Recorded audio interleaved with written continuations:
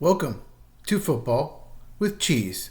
We're continuing our offseason recaps. We're doing the NFC West right now. This video is going to be all about the Seattle Seahawks.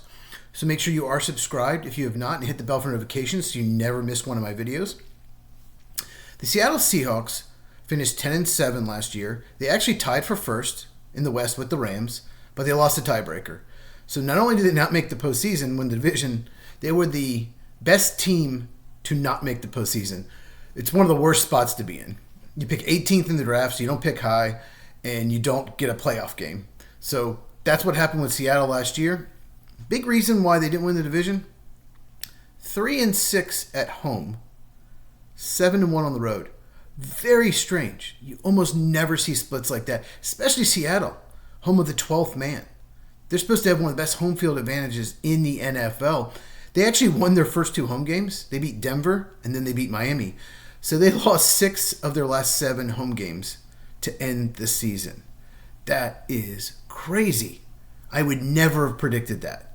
So, hey, they did really well on the road. So that's the good thing. They did have a tougher home schedule, but still. That is really crazy. Free agency. Well, they made some trades, too. They signed some people. They made some trades. 2 big trades. They traded DK Metcalf, their star wide receiver. They did get a second-round pick for him, so that is good value in trades. I think they both just decided to move on. It sounded like Metcalf wanted to try something new and probably didn't want to pay him. They did sign Cooper Kupp after he was released by the Rams, so very good signing. If he can stay healthy, he's still really good. To go along with Jackson Smith, Nick Jigba, God, it's JSN. To go with JSN, let's just call him JSN, and MVS, all these names. They signed Marquez Valdez-Scantling, MVS, to be their deep threat. And they also released Tyler Lockett, if we're still talking about receivers. Longtime Seattle Seahawk. He just wasn't the same player he used to be. So moved on from there, so it's a very different receiving room. Also, they traded Geno Smith, their quarterback, who's coming off a very good season, to the Raiders, got a third-round pick.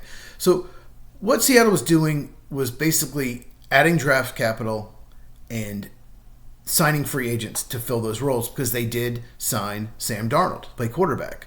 So you can argue their receiver room and quarterback room are very similar, but they added draft capital. It just costs money to sign free agents. So I like that maneuver. Let's get draft picks, and we can replace them in free agency if we have the money. And Geno Smith's 34 years old. Sam Darnold's much younger. So I get that. Although Cooper Kupp is older than DK Metcalf. Very different type of receivers. They also signed DeMarcus Lawrence. Play edge rusher for him. Longtime Cowboy. Coming off an injury-plagued year. Only played 4 games, I believe. But if he's healthy, that should upgrade edge rusher. In the draft, they added Gray Zabel, guard from North Dakota State. He can play center or guard. He's going to play left guard for them. Outstanding pick. I was a huge fan of his. It's their biggest need, offensive line. And they traded up in the second round to get Nick Emenwari. Most people had him going in the first round. Really good value. Only has to beat out Kobe Bryant to start at safety. I know Kobe Bryant. There's a Kobe Bryant in this draft as well from Kansas. Any kid 20, 25 years ago whose last name was Bryant, their parents would name him Kobe. Because Bryant's a very common last name. Elijah Arroyo, they got in the second round. I mentioned him in the Rams video. Tight end I was very high on. He had 2 injury-plagued seasons in 22 and 2 and 2023. So he's only had 1 season where he's been healthy. It's probably why he didn't go higher. I had him as the 3rd best tight end in this draft. He's a good route runner. Very good draft pick. Those 3 players upgrade 3 positions, and they all should start. So the Seattle Seahawks had the best draft, in my opinion, in the NFL of anyone. Just for, as far as value, as far as amount of picks they had, and also adding 3 starters right away, possibly 4 or 5 starters down the line. I really like the 5th-round pick, Torrey Horton. If he didn't get hurt this past year, he would have gone on day 2, maybe even been a 2nd-round pick. Another steal for them. Jalen Milroe, end of the 3rd round. Why not? The guy has as much talent as anyone. Needs a lot of development, needs a lot of work. Quarterback from Alabama, but he ran a 4.40. They can use him in some gadget plays. They can put 2 quarterbacks on the field, use him the goal line. There's so many things they can do with him. So if he doesn't develop into a quarterback, you can move him to running back, or maybe even wide receiver, probably running back. I think he fits better there. So there's so many things you can do with him. You can even put him in return man because he's so athletic and so fast. So really like their draft. Their roster's it's going to be better than it was last year. Undrafted free agent, I like Jared Ivey, defensive lineman from Ole Miss. Good player at Ole Miss, gives a lot of effort, productive. Love his film. You watch that, you think third or fourth round pick, right? He had one of the worst workouts you could possibly have, and he's an edge rusher. He's 6'5", 275. Too small to probably play in the interior, so he's got to play edge rusher. And his workout was in the 20th percentile for edge rusher. I mean, really bad. 50 percentile is bad for an edge rusher. It's a position you really need a good athlete, and he is just not that. So that is why he was not drafted. I still thought someone might take a chance on him 6th or 7th round.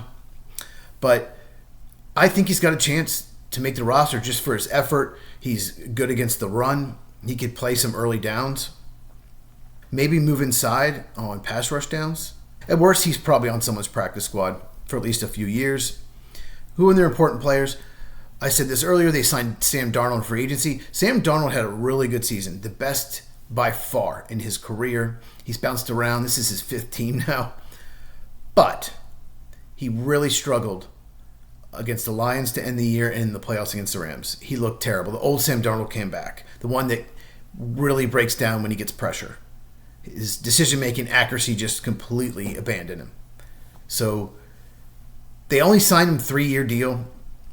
Probably get out of it after 2 years if he's bad. I think what they're hoping is Sam Darnold plays well for those 3 years contract and Jalen Milroe develops into a starter and then he can replace him after that. Maybe even after 2 years, if Milroe's ready in year 3, you can probably get out of the contract.